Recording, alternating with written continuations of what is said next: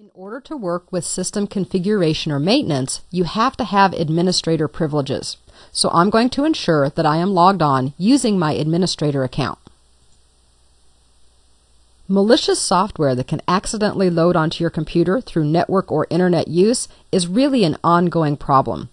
You should have an antivirus program installed on your computer. Now you can do that if you're using a home computer, or your IT people will probably have already managed it if you're on a business network. Two of the leading vendors of antivirus programs are McAfee and Norton, but there really are many other good programs available as well. So do a little research, and really I would say the most important thing for a home computer is have an antivirus program. It really doesn't matter which one it is. Anything is going to be better than nothing. Windows, however, does provide a free program that is known as anti-spyware. Now that's not the same as antivirus. It's anti-spyware, which is a little bit different.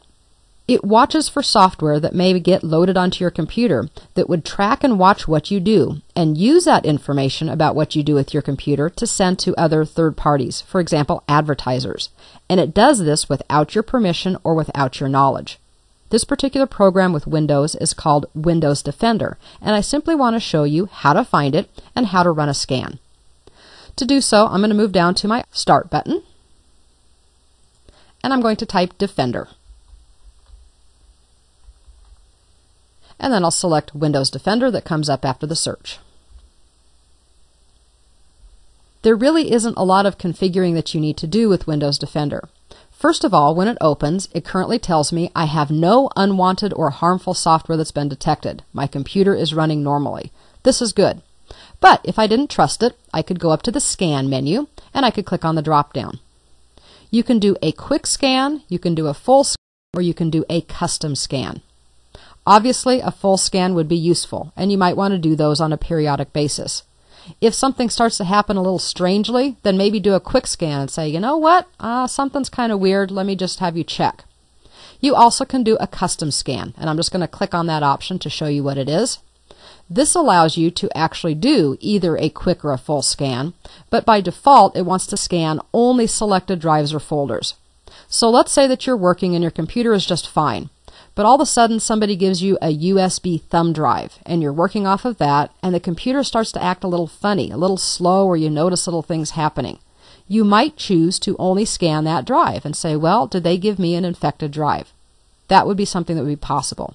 Now, I honestly don't really recommend that because often what happens is if the software is present on a removable drive, it may actually duplicate itself over to your main hard drive. So a quick scan or a full scan is probably going to be your best option. Regardless of what you do, you'll make the choice and then you would simply click Scan Now. After you've run one or more scans, you can go back and look at your history, and you also can look at certain tools and settings. Let's go ahead and give that a click just to show you what it's actually doing. You can work with options on how the program runs, and you can also do something called Spynet, which is an online community that you can belong to kind of read up and keep abreast of what's going on with things. This is also where you can find any quarantined items. So if Defender actually finds something that it thinks is spyware, it's going to quarantine it or set it aside, and then you can either remove or restore that software. If it's something that should be there, great, you put it back where it was. But if not, you can say, thank you for finding it, now get rid of it off of my system. You also can view software that you're saying is allowed, because some software programs may act like spyware. But if it's a program that your business uses, then instead of having it quarantined all the time, you can simply say, please disregard that. I know what that program is doing and I want to allow it. This really is a great program and it's very easy to use. Simply find it and run it on occasion, as well as setting up your options to make sure that it's working the way that you want it to. For now, I'll go ahead and just close out of this window. And we'll move on to some other maintenance type tasks. The next thing I want to do is actually open up the control panel, because the control panel is, well, just like it sounds, it's kind of the panel that controls everything that you can do with your computer. And if you're ever looking for things that you can use to optimize your hardware, your software, or your operating system, the chances are you'll probably find it somewhere on the control panel. So let's move back down to our Start button.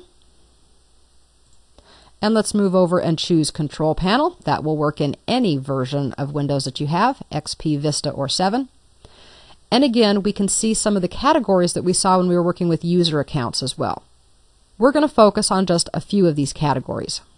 The first one that I want to take a look at is known as System and Security. It's on the top of the left-hand column.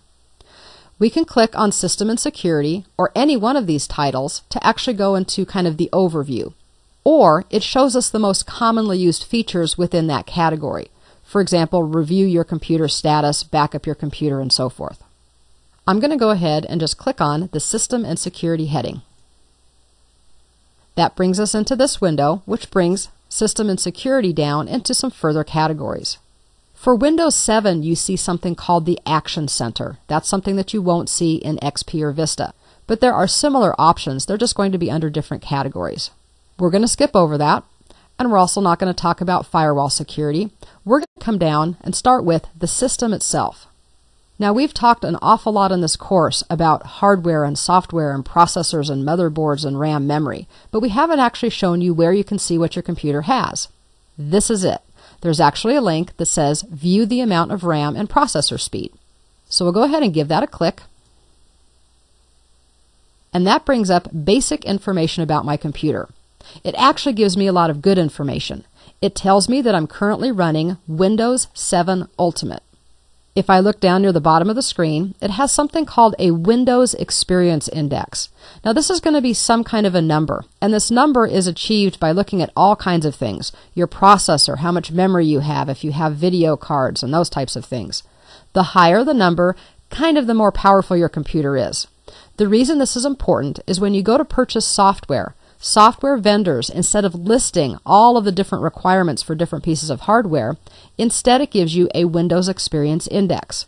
So if you're buying a game and it says your Experience Index number has to be 4, then this computer is probably not going to behave optimally for that particular game. My guess at this point is that this particular operating system and computer doesn't have enough video power, because that kind of a game requires video. So it simplifies it by giving you a number, and that's what the rating is. What's more interesting to us right now is that we can now see that we have an Intel Core 2 CPU, technically a T7400, running at 2.16 gigahertz. Beautiful. We also see that we have 512 megs of RAM, and that all of it is being usable. It's a 64-bit operating system instead of 32, and that it currently does not have any pen or touch input available. It also gives me some network information, like my computer name, the full computer name, if there was a description, and what network work group I belong to. So as you can see, this gives me a lot of very quick and concise information that I might need either to troubleshoot, to provide to somebody who wants to know about my computer, or if I'm trying to figure out what the actual specifications of my system is. From here, on the left-hand side, we can further go to the Device Manager, where we can see things like what kind of network interface card we have. We can set up remote settings and a lot of other things.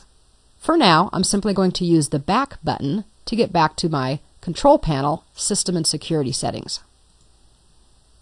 As I said, there's a lot of things that are available from the Control Panel, and we don't have time to go through all of them. I do want to go through a couple of other important pieces though, and one of them is known as Windows Update. Windows Update is a service from Microsoft that will allow your computer to take little bits of information, nothing personal, send it to Microsoft, and Microsoft will say whether there are any updates that need to be downloaded to keep your system at its latest, greatest state. Usually I recommend that people turn this on. So I'm going to go ahead and click the link that says Turn Automatic Updating On or Off. You can see that the default setting is to install the updates automatically. You can change this. You can say download them, but let me choose whether to install them. Or don't even download them, but just check for updates, but let me choose which ones to download. Or never do it. Now, we really don't recommend the never check. I like the fully automated one, because if Microsoft thinks I need to update the system, I probably should just let them do it, and it's one less thing I have to worry about. But some people do choose one of these other kind of middle options, so they have a little bit of control. I'm going to leave mine at Install Them Automatically. The next part is, when do I want it to do that? It can be really annoying if in the middle of my workday the computer says, I need to shut off because I want to install updates. So I can choose when to do it and how often. I'm going to say that every day is probably not necessary, but I might have it do it every Sunday at 3 in the morning. That's usually a time I'm not working on the computer. You also can have an option to give you recommended updates, the same way you receive important updates. Now, important updates are things like security patches and breaches or errors that they know of.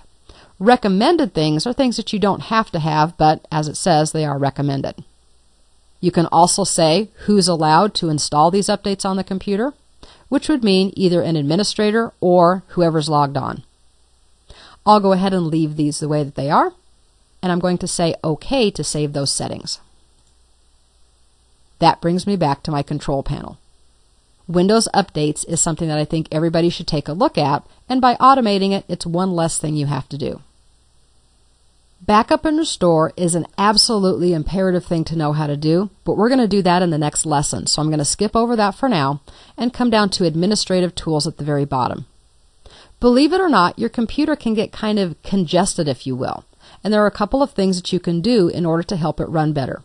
One of them is known as freeing up disk space. I'm going to go ahead and click on that option and show you what it does. Now, when I clicked it, the window actually came up behind the control panel. So I'm just going to move up here and click on this to bring it forward. And I'll move it kind of over to the center so we can see it. Disk cleanup allows us to kind of clean out stuff that we don't normally think about. We can be really good at recognizing when we need to delete a WordPad file or an Excel spreadsheet. But it's the other stuff that kind of happens behind the scenes that can get built up in our system and we just don't know it, but it causes it to slow down. Some of those things are listed here. If you've downloaded program files that you don't need, or if you use the internet and you have a bunch of temporary internet files, offline web pages, things sitting in the recycle bin. Remember, there's only supposed to be trash in the recycle bin, so maybe you need to empty that out. And then some more technical things like setup log files, temporary files, thumbnails for pictures. There actually are a lot of things here. You'll see that only the most common things are selected, like thumbnails for pictures, downloaded programs, and temporary internet files. On the right side, it actually shows you how much space those things are taking up. So I currently have almost 10 megabytes of space being used by temporary files. I don't need those because if I go to the website again, it will download it. So these are some things that I can do to speed up my system. After you make the choices that you want, it tells you at the bottom how much disk space you're actually going to gain. Now 14.8 megabytes is not that big of a deal when I have almost 32 gigabytes on my hard drive, but it could make a significant difference depending on what you've been doing with your computer. Furthermore though, if you're not quite sure what it is, you can read a description and you can even click a button that lets you view exactly what files are going to be deleted. When all of that is set, you can simply click OK and it will delete the files. I'll go ahead and do that now. Because it's going to permanently delete these files, not just move them to the recycle bin, it says, are you sure you want to permanently delete? And I'll say yes, go ahead and delete the files. When it's finished, the window simply closes and takes you back to whatever you had. So that's easy. You should do that on a fairly regular basis because trust me, a lot of stuff can get collected that you're not even sure is there. The second thing that you can do is called defragmenting your hard drive, or a defrag. Again, I'll go ahead and give that link a click. In short, what happens with a computer is kind of like filling up, think of a grid. When I create a file, the size of that file may take up the first 3 spaces in the grid, 1, 2, and 3. Then I create another file that takes up 4, 5, and 6, and a third file that takes up 7, 8, and 9. If I then go back and delete the second file, that frees up the space in the grid for 4, 5, and 6. Now if I create another file, but it's bigger, it's going to try to fill up the first spaces first. So it may take 4, 5, and 6, but then because 7, 8, and 9 are taken, it may fill up 11, 12, and 13. Now I have a fragmented file. The fourth file that I created actually is split in 2 different spaces of my hard drive. Now imagine that that's happening with hundreds or even thousands of files. Ultimately, instead of all of a file being stored in one consecutive part of your hard drive, it gets fragmented apart. And that means that it takes more time for the computer to find the file. It starts reading part and it says, oh, wait a second, now I got to go find the other part. Well, that happens to be over here. Now I have to go find the next part and the next part, and you can see how that becomes problematic. Disk defragmentation simply takes all of those pieces and rearranges them so that entire files can be located together. It optimizes the way your computer runs. You can schedule a defragmentation by saying configure schedule. For example, you could say, like this one says, run at 1 a.m. every Wednesday. You do not need to do it that often. Probably for most users, even doing it once a month is going to be enough. But you also can look at individual disks that you have. For example, I can take a look at my hard drive. If I click on it, just so you can see it a little bit better, it says that as of 11/11 at 2009, it was 0% fragmented. Perfect. That means I don't have to do anything with it. Once it gets to be above maybe 10%, then you should run a defragmentation on it. If you click on the drive, you can analyze the disk, and that will actually have it go out, show you a little picture of how fragmented it is, and then you can choose to defragment that particular disk. I will tell you that to defragment a hard drive, especially a large hard drive, can take quite a while.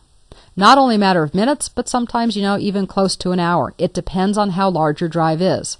Defrag is going to go out, and it's just going to start moving, and you'll be able to see the little blocks of color being moved around, kind of like those games when you had to move the squares to ultimately make a picture. It's the same type of concept. Defrag is important to do, and I think the best thing that you can do is come up and say, I want to configure the schedule.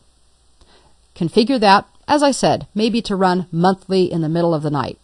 That way it's not going to interfere with your work, but you'll always have an optimized hard drive. I'm not going to run through that process right now because my drives aren't fragmented, and it would actually come up and tell me it's not necessary because they're not fragmented enough to do it. So we'll just close the window down. Now we've been working within the control panel, within the system and security settings, and within system and security we do have some other entries. We can look at network and internet, hardware and sound, which is where we can see things like our network card. We can also go to programs that I want to show you real quick. Under Programs, we can uninstall a program. When you install software, it usually installs to the Program Files folder. And you can probably go in there and find a folder. For example, for Office 2010, I can find a folder that has that name, and I could just delete it. That is not the way to uninstall software. The reason is, when you install a software program, the program associates itself with the computer. That's why when I open a document that ends in .doc, my computer knows that it belongs to Microsoft Word. If you simply remove the folder and its files, that registration is still there in something called the registry, and then your system gets really gucked up.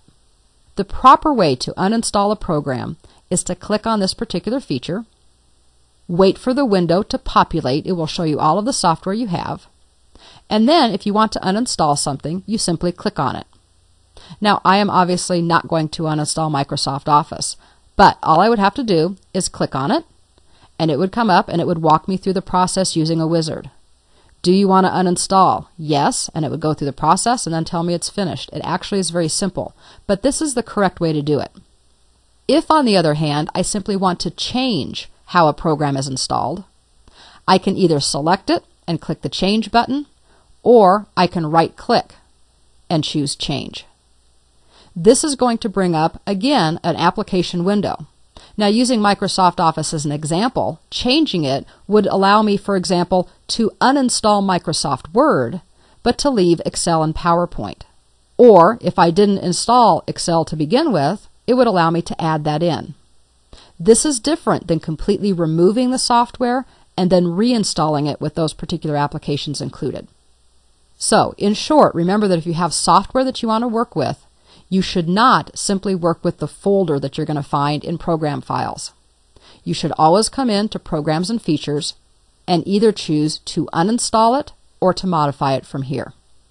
That way you'll keep your system clean and everything will continue to work and be associated correctly. I'm going to go ahead and press my back button and just tell you that we do have all of these different categories on the left-hand side. We've talked a little bit about user accounts. We've talked a little bit about changing things like screensavers and wallpaper. So some of these you've seen, and as I said, you can get to them in different ways. Each version of Windows is going to have these options in a slightly different place, maybe with a slightly different name. But I guarantee that if you go to the control panel, or if Windows Vista and Windows 7 you use the search feature from the Start button, you'll be able to find them and work with them. Probably the one most important maintenance task you can do, especially on a home computer, is backing up your data.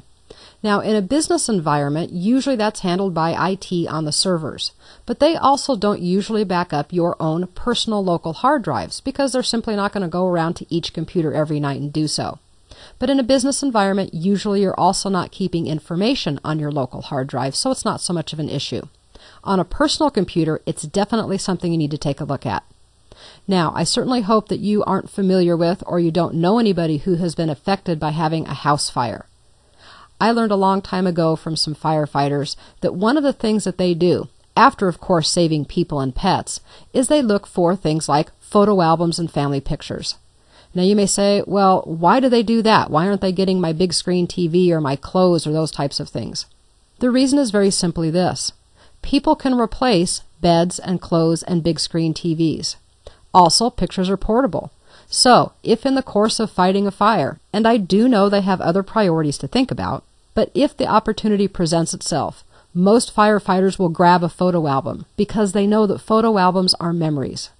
Now, why do I talk about that in a computer class? Because your computer is exactly the same way. There are lots of things on a home computer that we don't want to lose. Maybe a spreadsheet where we're keeping our budget or where we have tax receipts. But I guarantee you, especially in this digital age, that if you have a lot of digital pictures of your kids growing up, their first baseball game, their first Halloween, last Christmas, those are the things that you're really going to miss because they can't be reproduced. That's why backup is so important. Even though I love computers, they sometimes fail. As a matter of fact, sometimes the hard drives fail. And if all of your digital pictures are on your hard drive, guess what? You're going to be out of luck. So, we certainly hope it doesn't come to that. We certainly don't want to lose some irrecoverable things like pictures, but really we don't want to lose anything. And it's really easy to avoid that from ever happening. And the answer is to back up. So let's see how we perform a backup using Windows. I'm going to go back to just the plain old default control panel. And remember that you can always find these options in Control Panel. And then under my System and Security, I actually have a link that says Backup Your Computer. I'm going to go ahead and give that a click. This nicely tells me that Windows Backup has not been set up. So on the right side, I'm going to click Set Up Backup. It may take a few seconds because what Windows is doing is it's going out and looking at the types of drives that you have attached to your computer.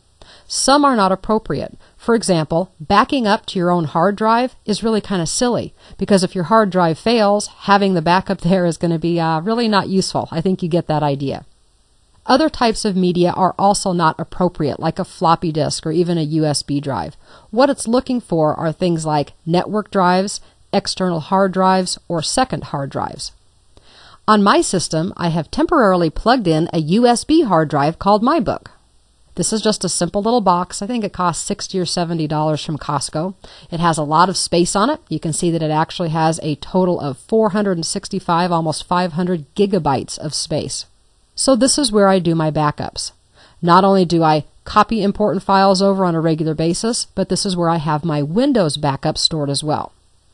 Once it finds a drive, I simply select the drive, and then I can click on Next. You have some options for what you want to back up.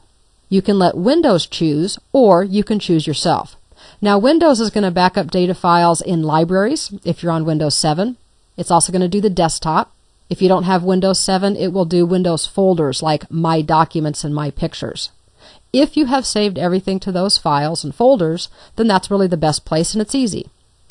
If, on the other hand, you've created your own folders, then you might want to choose. For example, all of my business stuff is actually in a folder called PC Keys, and Windows may or may not find that that's an important folder. So I usually say, let me choose. Either one will work, but if you choose, make sure that you are consistently saving files to the locations that are going to be backed up. The only thing worse than not having a backup is having a backup but realizing you didn't back up one of your important folders. I'm going to let Windows choose, and I'll click Next. That's all there is to it. It says, what do you want to review? It says that we're going to back up items for all users, not just for one profile. It's going to be backed up to what is currently the E drive, to the drive called My Book. It's also going to use default Windows folders and locations. We also can see that it's currently scheduled to occur every Sunday at 7 p.m. Well, if you don't like that, you can go ahead and change the schedule. The schedule doesn't matter. It depends on how you work. For many people, it's overnight, after business hours. But if you tend to only use your computer late at night, then you might want to change it to maybe the middle of the day when you're normally at another job. After you set the device, the folders, and the schedule, then you would simply come to the bottom and say Save Settings and run the backup. Naturally, if you're setting up a backup, you want to start with a starting point, and that's what this will do. Now, I'm not going to do that because we don't want to take the time to watch it backing up everything, so I'm going to click Cancel at this point. Normally, it would have come back, and instead of saying it hasn't been set up, it would reiterate what we had done, the drive, the folders, as well as the schedule. That's really all there is to it, and it's kind of a set it and forget about it. As long as that particular drive that you chose is connected to the computer and the computer is on, it will run the backup however often you designated it to do so. Now, if something bad happens and you need to restore information from that drive, that likewise is simple. It's from the same window. You simply would say, I need to recover system settings on my computer. It will actually go through kind of a reverse process. It will look for your recent backup. If it finds the drive, great. If not, it will ask you what drive or what media you need to use. Then it will simply go through the process of restoring the files. This is the great peace of mind that you need, because computers are great, having information on them is wonderful, but I really have to tell you that even though I lecture over and over and over again to people that they need to back up, and everybody says they know it, usually it's not until the first catastrophe happens when people say, you know what, I knew I was supposed to do that, I just never got around to it. Or, I haven't done it in a year. There used to be a saying, "Thee who laughs last, laughs best." I've kind of modified that. And I used to say, "Thee who laughs last has a backup." And I've even modified that one. Now my saying is, I want you to remember this, "Thee who laughs last has a recent backup." And the easiest way to do that is to let Windows do the work for you.